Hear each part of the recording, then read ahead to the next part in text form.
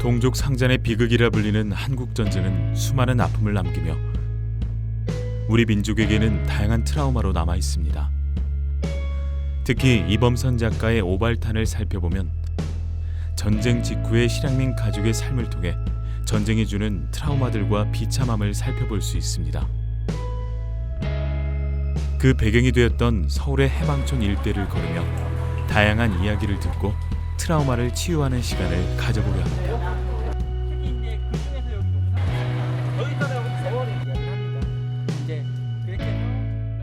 저 학도탑은 기존에 얘기로는 59년도에 이제 만들어졌다라고 얘기를 하고요.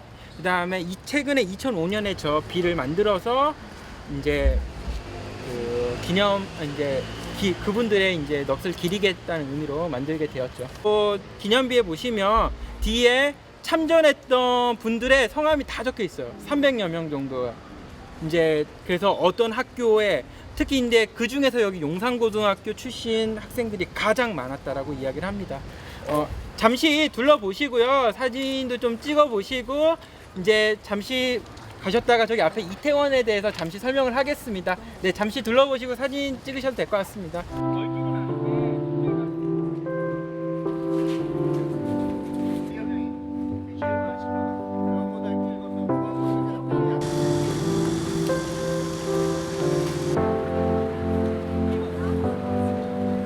보시면 이태원 표지석이 있어요.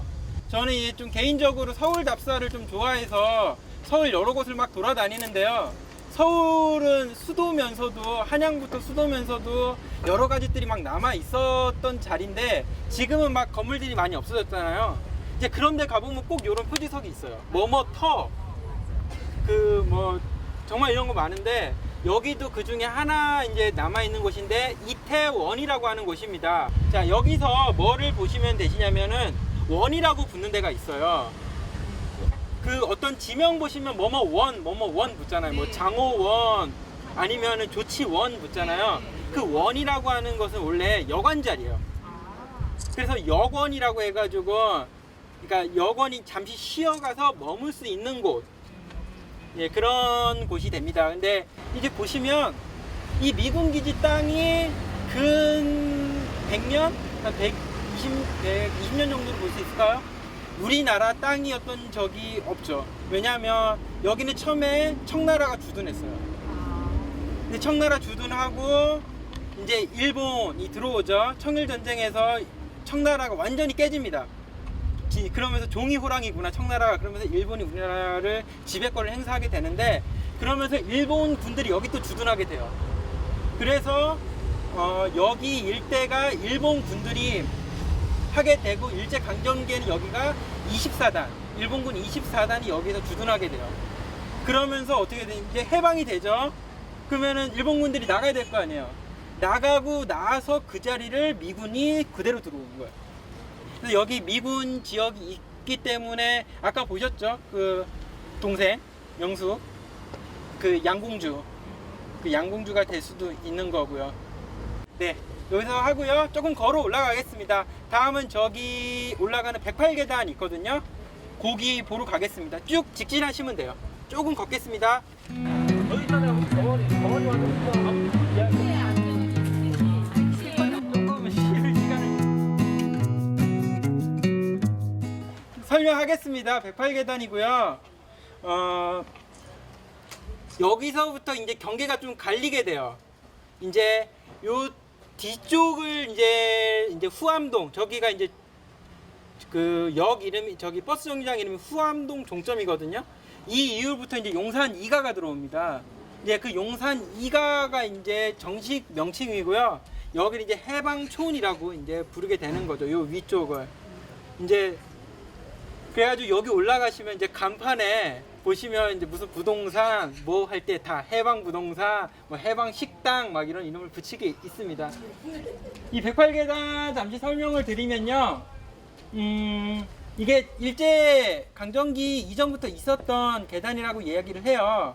이 위에 뭐가 있었냐면 신사가 있었대요. 일본 신사. 신사에 올라가기 위해서 만든 계단이에요. 네. 그런데 이제 사실은 그런 이제 좀 슬픔이, 역사적 슬픔이 있지만 지금 남아 계신 분들 아니면 50년대 해방 이후에 사셨던 분들에겐 여기가 해방촌이라고 하는 곳에 들어가는 어떤 생활의 입구가 되는 거죠. 이 해방촌이라는 공간이 처음에 어떻게 시작되었냐, 이거가 가장 중요할 텐데 제가 설명을 빼먹었어요. 아까 말씀드렸죠. 여기가 일본 24단이 주둔했던 곳이고 미군 기지가 들어왔다라고 얘기를 했는데, 이 뒤쪽 산이 원래는 소나무들이 잔뜩 있었고, 뭐가 있었냐면 그 24단에 사격장이 있었어요.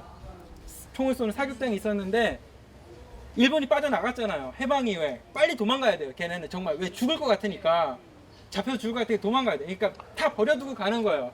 그럼 뭐가 남냐면 여기에 관사가 남았어요. 일본인 군대 관사가 남은 거예요. 그러니까 여기 있던 사람들이, 관사 건물은 깨끗할 거 아니에요? 글로 다 들어가요. 살 데가 없으니까 다 들어가요. 특히 뭐 이제 밑에 내려오고 뭐 이런 사람들 이제 집 없는 사람들이 들어가는데, 어떻게 그러고 나서 미군이 딱 왔을 때 나가라. 여기서 관사에서 나가라. 나가야죠. 뭐 어떡하겠어요. 나가서 자리가 잡은 데가 그 사격장 자리 있잖아요. 거기다 말뚝 꽂고 천막 세워서 거기서 버티기 시작한 거예요. 이제 처음에 천막 살다가 판잣집 만들다가, 아까 영화 보실 때 판잣집 보셨죠? 그런 거 만들기 시작하는 거예요. 그러면서 점점 벽돌 올리고 집 조금씩 만들고 막 하면서 지금 형태가 쭉 되는 거죠. 네, 그렇게 만들어진 게 사실 해방촌의 역사입니다. 위에 가시면 이제 저기 해방교회 보시면서 하나의 이제 만들어진 이유가 이제 교회 커뮤니티의 얘기가 있는데, 그건 위에 가서 마저 하도록 하고요. 여기 한번 싹 둘러보세요. 네.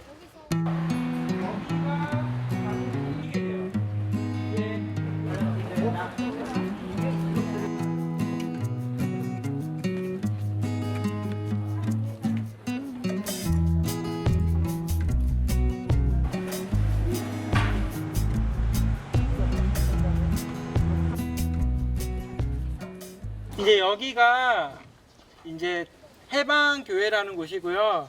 사실 이 해방촌의 랜드마크 같은 곳이 되겠죠. 이 해방교회의 역사에 대해서 잠깐 얘기를 드리면, 이 해방촌의 어떤 분위기나 이런 것이 좀 크게 설명이 될 것 같은데요. 이 교회 단체들이, 여기가 아까 그 수업도 들으셨지만 월남인들이 들어오는 곳이잖아요. 그 들어오는 곳일 때 특히 이 교회를 중심으로 어떤 분들이 들어오시냐면, 그 평안북도 선천이라고 하는 그 지역의 분들이 들어오세요. 근데 그 지역에 어떤 분들이 있냐면 종교를 믿으신 분들인데, 그러니까 우리나라 종교가 가장 먼저 들어간 곳이 평안도거든요. 특히 평양, 여기가 엄청, 그러니까 종교가 먼저 들어와요. 그래가지고 거기가 선교사들도 많고 그런 곳인데, 분단이 되잖아요. 근데 인민군이나 공산권의 어떤 정부들은, 공산주의는 기본적으로 종교에 대해서 부정을 해요. 그러니까 북한에서는 뭐라 그러냐면 종교는 인민의 아편이다, 뭐 이렇게까지 얘기를 하거든요.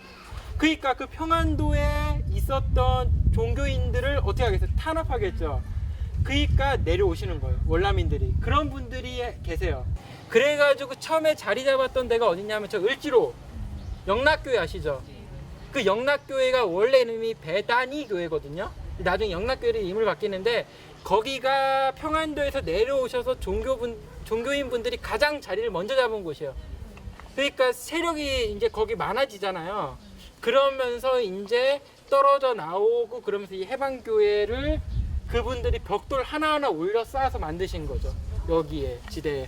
그래서 여기는 평안도 선천에서 오신 분들이 많은데, 최근 자료를 보니까 한 5가구, 4가구 이렇게 많이 그 정도 남아 계시다고 얘기하더라고요. 많이들 다 떠나셨대요.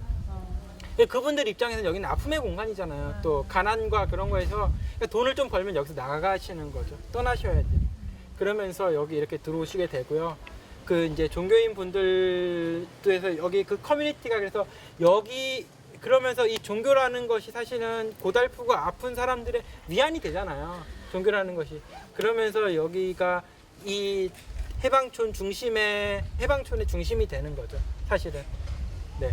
그러면서 이제 또 하나 재미있는 얘기가 뭐가 있었냐면, 이제 여기 사전답사 와가지고 이제 얘기를 많이 들었는데, 얼추 이제 너무 더워서 오늘처럼 그때 여름이 왔거든요. 너무 더워서 안 되겠다 싶어서 근처에 있는 조합회 카페를 들어갔어요. 사실은. 그리고 누굴 만났냐면 여기서 어떤 좀 문화 운동을 하시는 분이신가 봐요. 근데 그분이 이제 외국인 분들에 대해서 이야기를 하시더라고요. 여기가 월남인들이 들어서 자리를 잡은 공간이잖아요. 그러면서 이제 나가실 분 나가시고 남을 분들 남았는데 새롭게 들어온 분들은 누구냐면 외국인들이에요. 블랙피플이라고 얘기하시더라고요.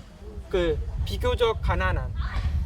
여기가 뭐가 있냐면 저 경리단길 쭉 내려가면 경리단 이제 녹사평역으로 내려갈 건데 그 큰 길 건너면 이제 그 화려한 그 경리단의 그 불빛들이 있는 그 동네가 쫙 펼쳐져요. 그러면서 그 경리단이나 이태원이 집값이 이제 폭등을 하잖아요. 이 한국이 집값 뛸 때는 그냥 뛰는 게 아니라 폭등하잖아요. 그러니까 점점 일로 올라오는 거야. 이 해방촌 쪽으로. 그래서 여기가 이제 역사를 보면은 이제 재밌죠. 월남인들이 자리를 찾아서 들어온 공간인데 그분들이 나가자 또 외국인들, 외노자들이나 또 그런 분들이 자리를 잡기 위해서 올라온 공간이라는 것이 굉장히 재밌는 걸 가지고 있는 것 같습니다.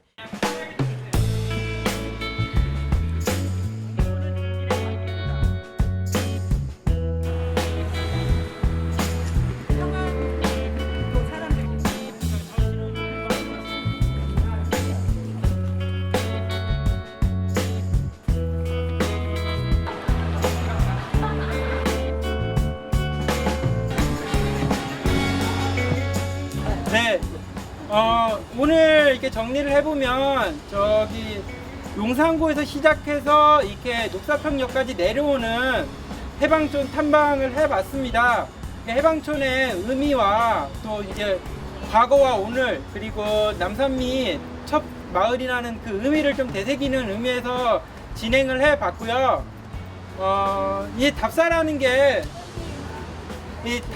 게 이제 우리가 흔히 보는 공간들을 우리가 어떤 의미를 갖고 또 어떻게 알고 보느냐에 따라서 그 공간들이 많이 달라집니다. 그러니까 이제 어디 이제 다니실 때 조금 관심과 시선을 두시면 이제 가시는 길들이 이제 조금 더 재밌어질 것 같습니다. 그게 답사의 의미인 것 같고요. 네.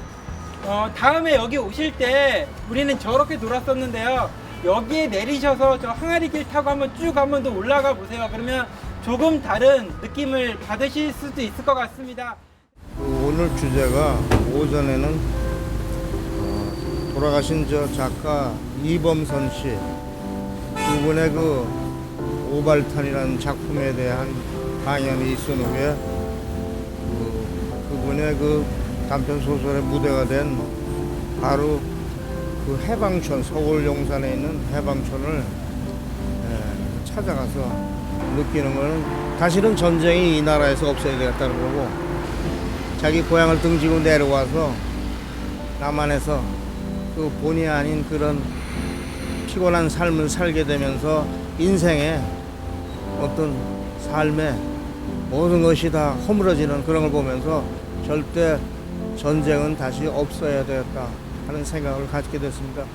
제가 도시에서 살면서도 제가 살고 있는 이 공간에 전혀 모르고 있다가 이런 배경 지식을 알고 여기를 밟아보니까 늘 이렇게 뭐 지나다니기는 했어도 잘 몰랐던 그런 부분에 대해서 굉장히 감회가 좀 새롭다고 할까요? 그리고 내가 숨쉬고 내가 밟고 있는 이 공간이 이런 곳이었구나. 그래서 조금이라도 이해할 수 있는 시간이어서 저에게는 너무 좋았고요.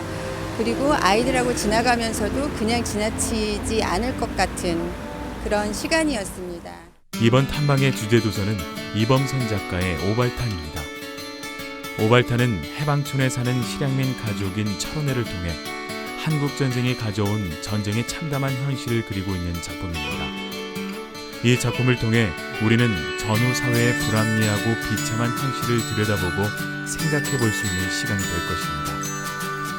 강서도서관은 지역 주민들의 지식 정보 및 문화 활동과 평생 학습 증진을 위하여 언제나 노력을 기울이는 도서관으로 누구나 원하는 자료와 정보를 얻을 수 있도록 하며 다양한 강좌 및 전시회 등을 통하여 지역 주민의 삶의 질 향상에 기여하고자 합니다.